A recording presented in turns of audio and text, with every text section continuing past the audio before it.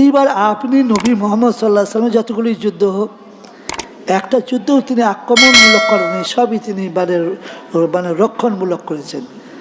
আক্রমণ করতে এসেছে নবী সাহেবের গুপ্তচর ফিট করা ছিল। আরবে যারা যারা সব তারা বলছে অমুক তারিখে আসতে শুরু করবে।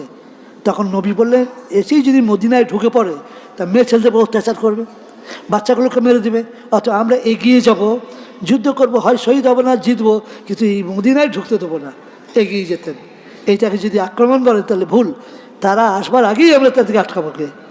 এই যুদ্ধগুলো হয়েছে। এইবার আমি আপনাদেরকে জিজ্ঞেস করব, আপনারা আমার জজ সাহেব আর আমি আপনাদের জজ সাহেব, আপনারা বলুন, নবী মোহাম্মদ সাল্লাহ সাল্লামের তো 1.5 লাখ সাহাবি রেখে ইন্তেকাল করেছেন, একটা লোকের নাম বলুন আপনি যিনি নবী সাল্লাল্লাহু আলাইহি ওয়াসাল্লাম সৈন্য ছিলেন, তাকে বেতন দেওয়া হতো, তাকে ড্রেস দেওয়া হতো, তাকে অস্ত্র দেওয়া হতো, তার ফ্যামিলি থাকার ঘর দেওয়া হয়েছিল, তার অ্যাক্সিডেন্টে খরচা দেওয়া হয়েছে। একটার নাম বলুন, যদি একটা বলতে পারেন 1 লাখ।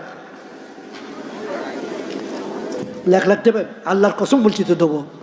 একটার নাম বলুন, একটাও নেই। তাকে আপনি বলবেন যুদ্ধবাজ? How it will be prove? তাও আমি আজ বিজ্ঞানের কোনো বক্তব্য রাখিনি। আমি যে সকাল পর্যন্ত বক্তব্য রাখি তা আমার ক্লান্তি আসবে না।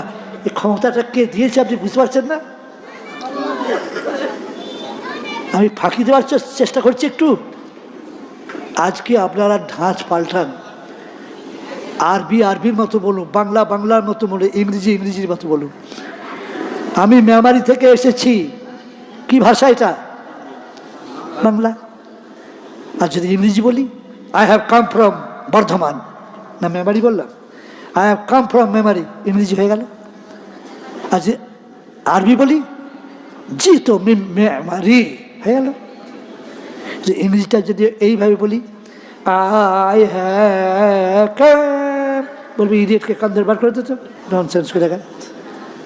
তা আজকে আমরা বাংলা যেভাবে বলি, আল্লাহ নবী বললেন, ও আমার সাহাবী, তুমি মনে রেখো। আল্লাহ নবী এরকম কথা বলতেন নাকি? তুমি কি তোমার বিবির সাথে এরকম কথা বলো? তুমি বলেছো কাল সকালে ফজর নামাজ পড়ে আমি ফিরবো, দরজায় যে করা নাড়ছে ঠক ঠক ঠক ঠক ঠক ঠক, কে? না আমি আব্দুল সোহানের বাপ। কি হলো? দরজাটা খুললো, ও বাবা সব কাপড় দিয়ে আছে, খুলে দরজাটা খুললো, বলে, ও খোকার মা গো, আমি জলসা শুনতে গিয়েছিলাম, আমার ইরাদা ছিল ফজরের নামাজ পড়ে ফিরবো, পেটে যন্ত্রণা আরম্ভ হয়ে গেল, পকেটে দেখলাম ওষুধ আনতে ভুলে গেছি, তাড়াতাড়ি করে আমি জলসা থেকে ফিরে এলাম। ও আমার স্বামী গো, তোমাকে যে বললাম ওষুধে যেটা জামাতে দিয়ে আছে সেই জামাটা পরে যাও, তুমি কেন ওই ব্লু রঙের জামাটা পরলে? কেউ এরকম বাংলা বলে? তো জলসায় কেন এটা চলবে? এই জোর চুরি গেলে লোকে ধরে ফেলতে পারছে, এবার অদিন পারেনি, এখন পারছে। বলছে বক্তা এসেই বলছে, একটু চা খাওয়াতে পারবো? চা? বলে হ্যাঁ স্যার, চা খাওয়াতে পারবো। বেশ, তার চা আনি? বলে হ্যাঁ। চা খাবে না দুধ? চারটে ভেবে নিলে যে চা যত ভালোই হোক 5 টাকা দাম, আর দুধ দিলে তো এতটুকু দেবে না, 1 গ্লাস দেবে, আর সেটা 1 নম্বরের দুধ হবে, একবার সর ভাসবে। তখন বলে দুধ, এই আরে হুজুর খাবে দুধ? 1 গ্লাস দুধ দিয়েছে, আর গ্লাসটা স্টিলের, গরম ফুটন্ত দুধ দিয়েছে। দেখতে পারে গরমে হাত দেওয়া যাচ্ছে না, তো খেতে অনেক টাইম লাগবে, গরম ফরম সব পুড়ে যাবে। ভাই, ভোটের সময় কত আমরা চেঁচাই, আজ আসুন আমরা একবার মহব্বতের সাথে দরিদ্র পরিবারকে দুধটা খেতে হবে। আল্লাহ হুম্মা করে, হুম্মা বলে ও গুম্মা হয়ে গেল। এই লোক বলতেই চাই, বলতে বলতে কতক্ষণ বলবো রে, অর্ধেকটা খাওয়া হয়েছে, তখন বলছে, হাই মুসলমান, কেন তোমরা মার খাবে না? আর তুমি দরুদ শরীফ পড়তে পারছো না? ওর এখন অর্ধেক দুধ আছে।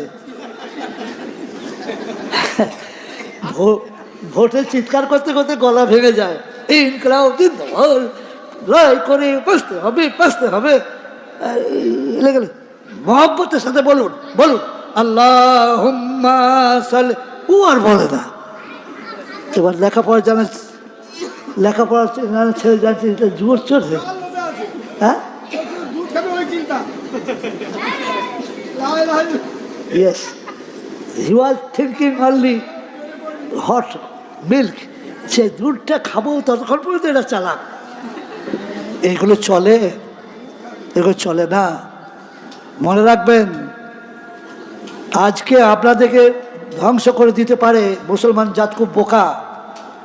এমন একটা লোক আনবে ভারতের, সেই লোকটা ধরুন বিশাল শিক্ষিত, বিশাল পণ্ডিত, বিশাল তার কুরবানি আছে, বিশাল তার এডুকেশন আছে, ডিগ্রি আছে, সব কিছু আছে। তার নাম ধরুন গোলাম মোহাম্মদ মুর্তজা ওয়াইসি। ভাই, মুর্তজা সাহেব দাঁড়িয়েছে, ওকে আমাদের ভোট দিতে হবে না, আল্লাহকে মুখ দেবে, একটা ভোট আমাকে দেবেন না। কেন? আপনাদের ভোটটা ভাগ করেই দেওয়ার জন্য এই যে ব্যবস্থাটা হয়েছে। যদি আমাদের চিফ মিনিস্টার দিলীপ ঘোষ হন, আমরা তো বাঁচতে পারবো না। এর চেয়ে আর স্পষ্ট কথা আমি কিছু বলতে পারবো না। তিনি এসে বক্তব্য না, আপনারা যাকে ইচ্ছা হবে তাকে ভোট দেবেন মুসলমান ভাইরা, আপনারা আমাদের লোককেও দিতে পারেন, যাকে মন দিতে পারেন, তা ভোটটা ভাগ হলেই তো আনলাম। তো আপনারা নিজে যদি নিজের ছুরি গলায় দেন, কিছু করার নেই। আমি রাজনীতি করি না, এমএলএ হওয়ার শখ আমার নেই, এমপি হওয়ার শখ আমার নেই, মিনিস্টার হওয়ার শখ আমার নেই। মিনিস্টারের যে সম্মান, মুখ্যমন্ত্রী যখন ফেল করেন তখন তাকে চিঠি লেখে যে তুমি কাঁচকলা রান্না করে খেও। তুমি একবার বলেছিলে না যে অভাব বলছো, খালি ভাত খেলে হবে, ভাতের পরিবর্তে কাঁচকলা খেতে পারো না, তা তোমাকে কাঁচকলা পাঠালাম পার্সেল করে খেও। তখন মুখ দেখাতে পারে না। কিন্তু একটা চিফ মিনিস্টারের চেয়ে আমার সম্মান কম না বেশি? সত্যি করে বলুন। আমি এটা করলাম না, রাজনীতি আমি করব না।